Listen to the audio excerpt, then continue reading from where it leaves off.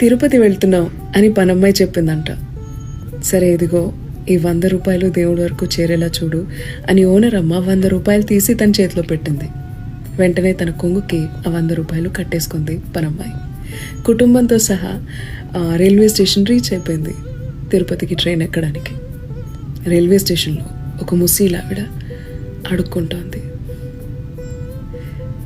నేను తిని 3 రోజులైందమ్మా, డబ్బులేం వద్దమ్మా, కొంచెం అన్నం పెట్టించమ్మా అని ప్రాధేయపడింది.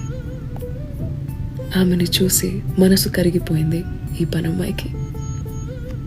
ఓనర్ అమ్మకి ఎలాగో తెలియదులే అని అనుకుంటూనే తన కొంగులో ఉన్న 100 రూపాయలు తీసి ప్లేట్ మీల్స్ కొని ముసలామ్మకి పెట్టేసింది.